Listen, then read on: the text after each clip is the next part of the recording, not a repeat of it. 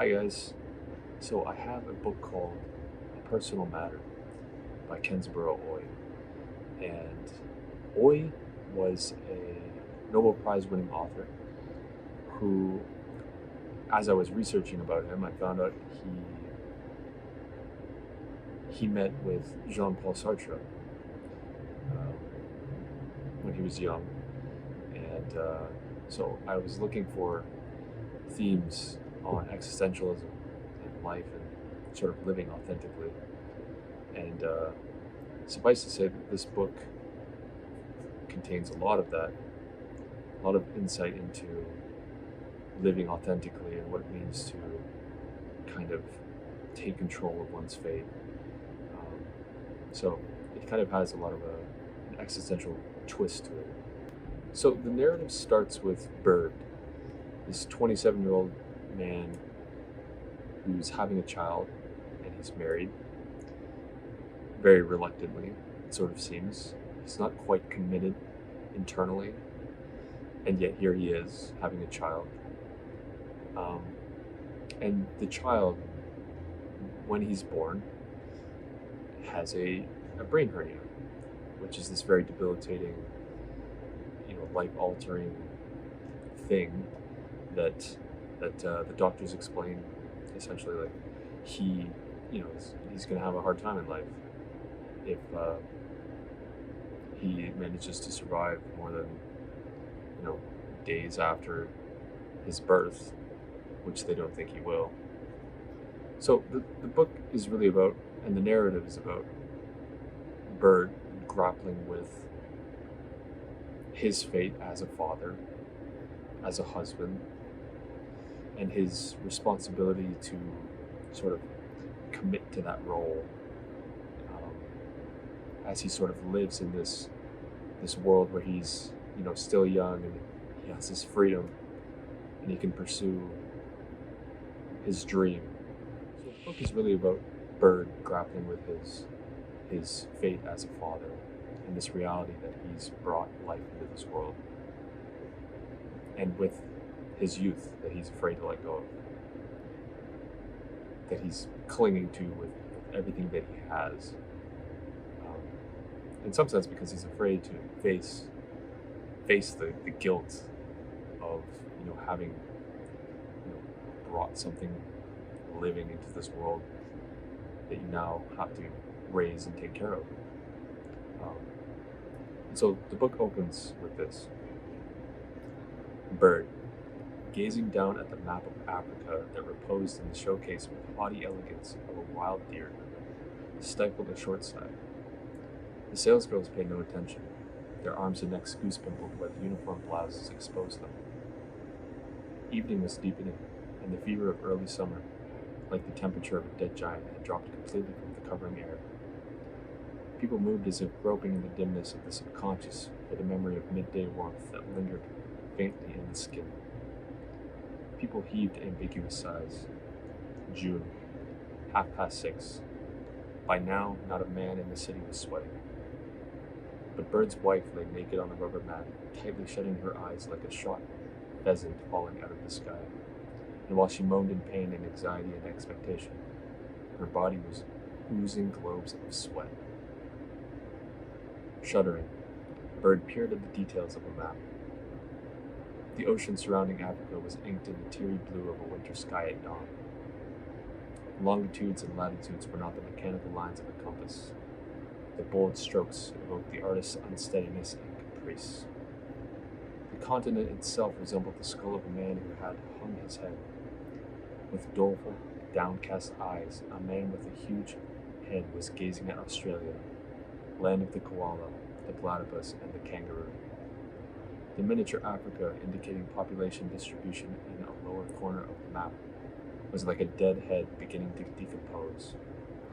Another, veined with transportation routes, was a skinned head with the capillaries painfully exposed. Both these little Africas suggested unnatural death, raw and violent. As someone who's deeply conflicted and sort of guilty in his fantasies about living in Africa and sort of taming the wild.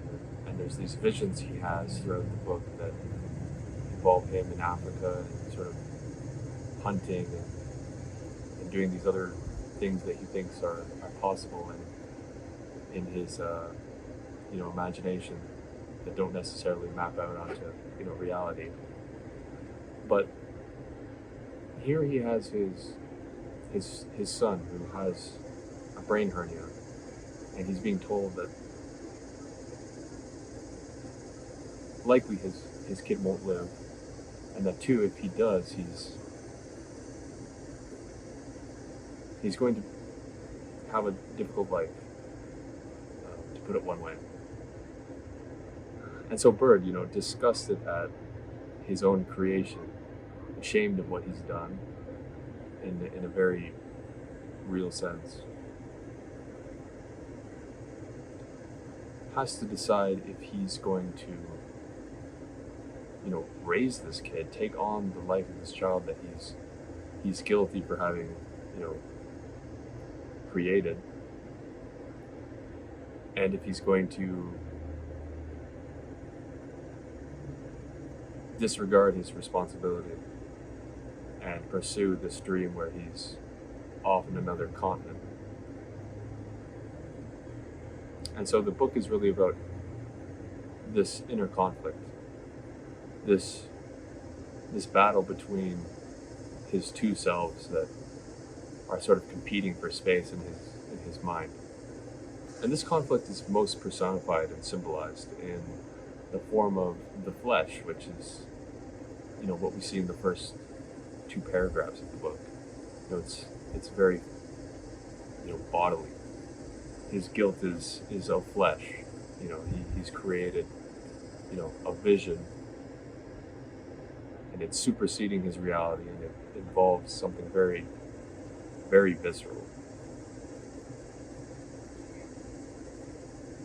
And then he has his child, which is obviously an extension of himself, of his body, of his flesh. And so he has a real conflict of avoidance. He wants to avoid being a father, essentially. And so who embodies this avoidance? It's a woman. It's not his wife, but it's a woman who he's having an affair with, who he sort of unloads himself in more ways than one. It's a friend of his youth who he goes to in his time of need. He's desperate for help, for answers to his questions and his conflict. And he ends up sleeping with her, sort of living this life of disregard for what lies beyond the walls of the bedroom. And she pulls him into the side of the conflict that wants him to be neglectful, that doesn't want him to accept the responsibility that he's created for himself.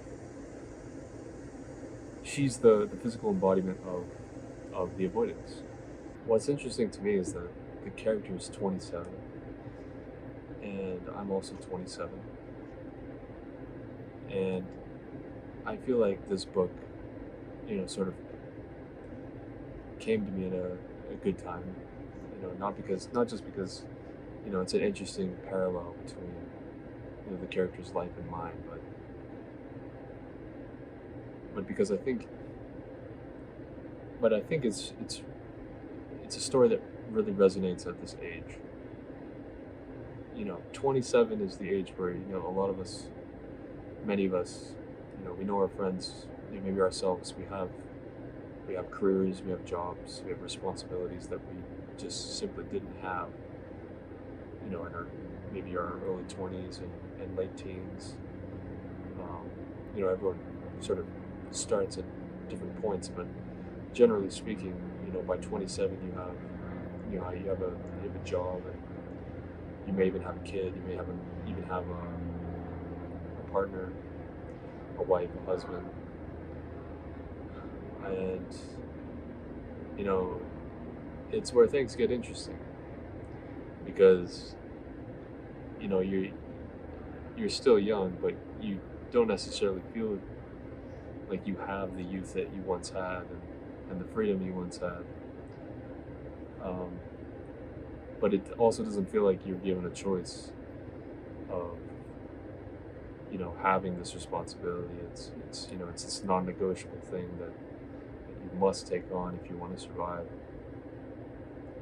And so, in another sense, I think that the book's about survival and the necessity of accepting one's fate in order to survive and saying goodbye to ideas of ourselves that we once had but that don't really serve us in the present,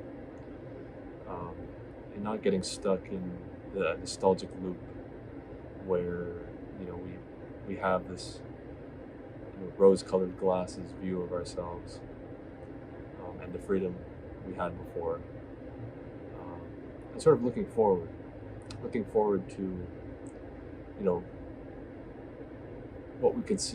what we can see about our lives that we can be excited about or that we can look forward to in a more positive way, I guess.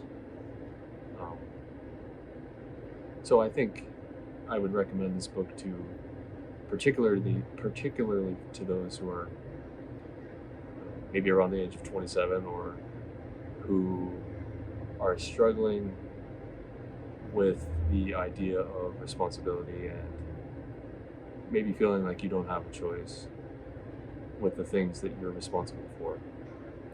Um, but yeah, there's a bit of everything in this book as far as existential themes go. So obviously not limited to the age of 27 by any means, but definitely think you'll get more out of it if you're maybe approaching 30. So yeah, thank you for watching.